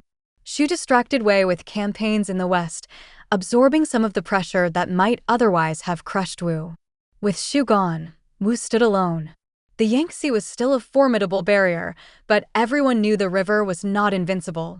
Jin, with its immense resources and newfound unity, would turn its full attention southward eventually. In Jianya, the court was filled with unease. Ministers debated furiously. Should Wu sue for peace, acknowledging Jin's supremacy, or prepare for a last stand?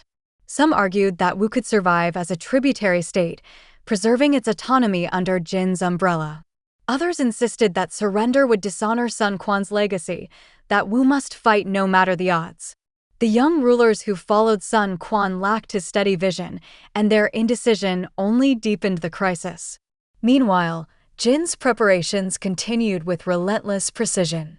Its armies drilled, its fleets were constructed, its administrators laid out plans for the final conquest. Wu, already struggling with corruption and infighting, could barely keep pace. The inevitability of the confrontation weighed heavily on everyone, from palace courtiers to peasants along the riverbanks.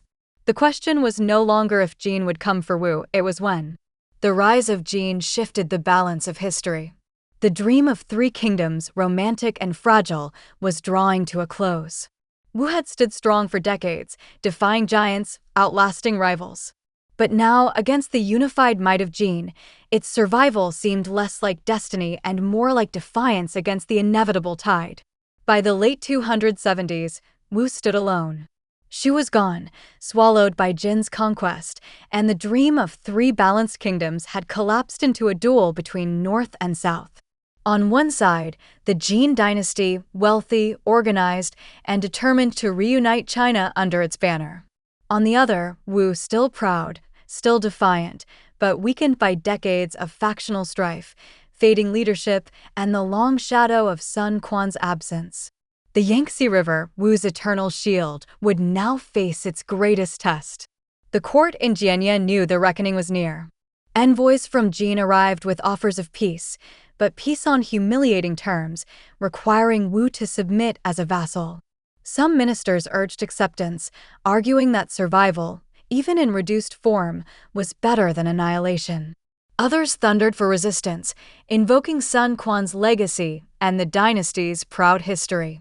The young emperor, Sun Hao, was erratic, sometimes lashing out in cruelty, sometimes indulging in extravagance while his state crumbled around him. His unpredictability only deepened the sense of doom. Still, Wu was not defenseless. Its navy remained formidable, its river fortresses strong, and its people loyal enough to rally when threatened. The generals prepared for war, stockpiling grain, reinforcing ships, and drilling troops along the Yangtze's banks. They knew Jin's armies were vast, but they clung to the hope that the river, as it had at Red Cliffs generations earlier, might once again protect the south. But the Jin dynasty was no ordinary foe. Its commanders studied the failures of Cao Cao, learning from his disastrous attempt to chain ships together at Red Cliffs. They built fleets capable of matching Wu's on the water, trained soldiers to fight on riverboats, and coordinated their attack with precision. This wasn't a reckless northern charge, it was a calculated campaign designed to strangle Wu from every side. When the assault came in 279 CE, it was overwhelming. Jin launched a multi-pronged invasion, sending armies down the river, across the mountains, and along the coast. Wu's defenses, stretched thin, struggled to respond. Some fortresses resisted bravely, their defenders holding out for weeks against superior numbers. Others fell quickly, betrayed by disloyal officials or starved into submission. The mighty Yangtze, once an unbreachable barrier, became a battleground, its waters churning with ships locked in desperate combat. For the soldiers of Wu, it must have felt like reliving old glories and old fears at once. Veterans remembered Red Cliffs, the flames that once consumed Cao Cao's fleet. They hoped for a miracle, another twist of fate in their favor. But this time, fortune did not turn south. Jin's navy was disciplined, its coordination flawless. Wu's famed naval superiority was matched and, in many places, surpassed. As Jin forces pushed deeper, panic spread in Jianya. Markets emptied, temples filled with prayers, and families prepared to flee. Ministers quarreled, blaming one another for defeats, while Sun Hao grew increasingly erratic, executing officials for imagined treason, wasting precious time and resources on personal indulgence. The contrast with Sun Quan's steady hand could not have been starker. Still, there were moments of heroism. Local commanders led daring raids, sinking Jin ships and buying time.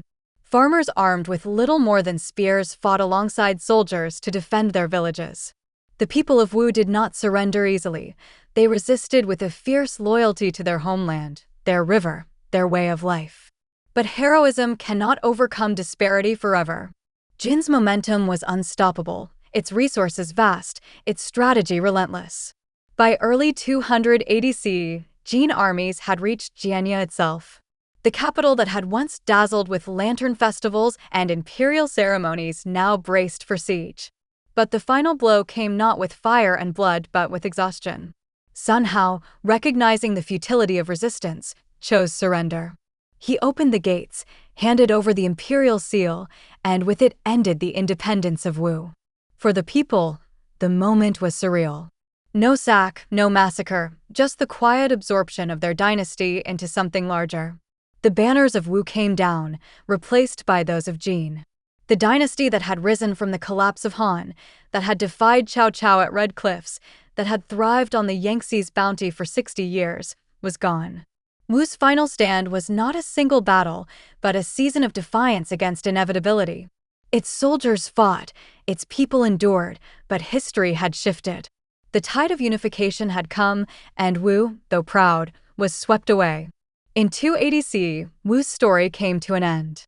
After decades of resilience, defiance, and fragile survival, the dynasty that Sun Quan had carved from the chaos of Han's collapse finally bowed to the weight of history.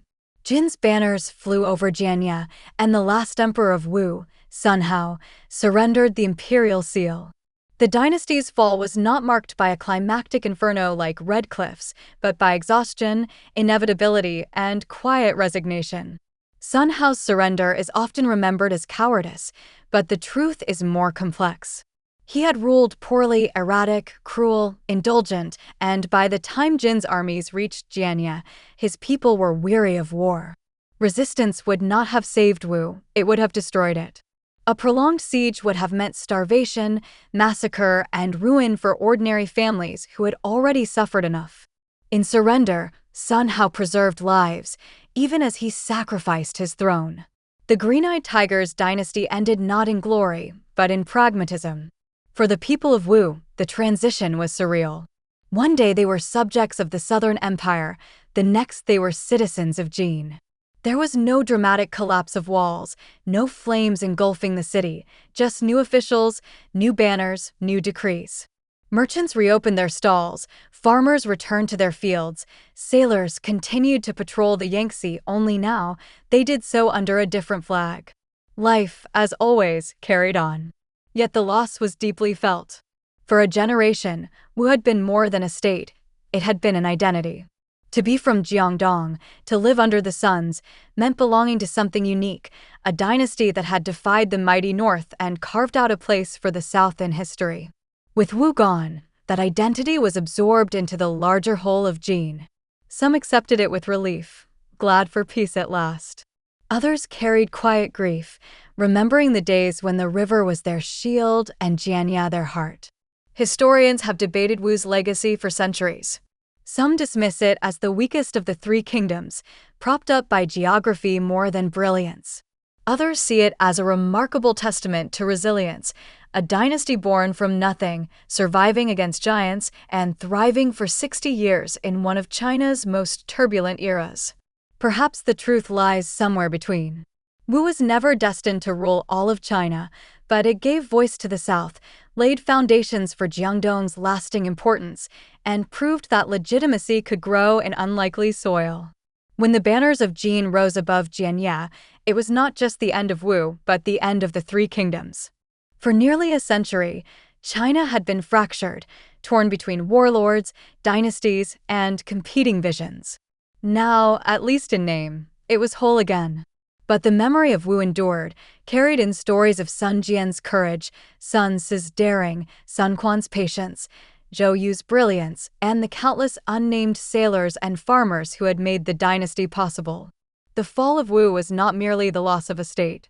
It was the closing of a chapter in China's long story, a chapter of rivers and battles, of ambition and betrayal, of triumph at red cliffs and decline in the halls of Jianya. And though its empire vanished into history, Wu's spirit lingered, like the eternal flow of the Yangtze that had carried it from birth to end.